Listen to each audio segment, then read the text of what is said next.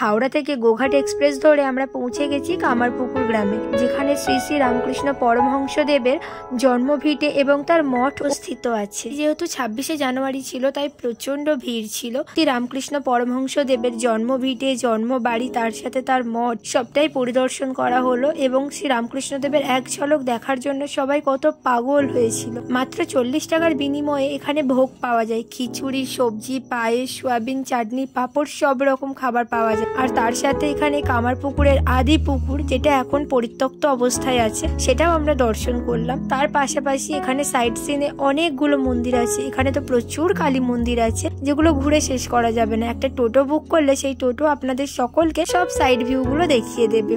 আর তার সাথে আরো একটি জাগ্রত কালী মন্দির আছে, সেই কালী মন্দিরটাও ঘুরে এলাম। আর তার সাথে আছে শ্রী রামকৃষ্ণ পরমহংসদেবের পাঠশালা, যেখানে তিনি সমস্ত শিশুদের বিদ্যা জ্ঞান দিয়ে থাকতেন। আর তার পাশে আরো একটি আদি মন্দির আছে, সেই মন্দিরটাও ঘুরে দেখেছি। সেখানে ভিডিও তো খুব একটা অ্যালাউ নেই, তাই ভিডিও করতে পারিনি। তারপর কামারপুকুর থেকে 5 কিলোমিটার দূরে জয়রামবাটিতে আমরা পৌঁছে গেছি শ্রী শ্রী সারদা মায়ের বাড়ি এবং তার মঠে। এখানেও ভোগ খাওয়ানো হয়। আপনারা চাইলে কামারপুকুরে কিংবা জয়রামবাটি যেখানে হোক ভোগ খেতেই পারেন। আর এখানে এলে আমরা অনেক ইতিকথা সবই জানতে পারি। পরিবেশটা এত সুন্দর, ফুলের বাগান দিয়ে চারপাশটা সাজানো। তো আজকের ভিডিও এই পর্যন্তই। ভালো লাগলে লাইক, কমেন্ট করো, সাবস্ক্রাইব করো। টাটা।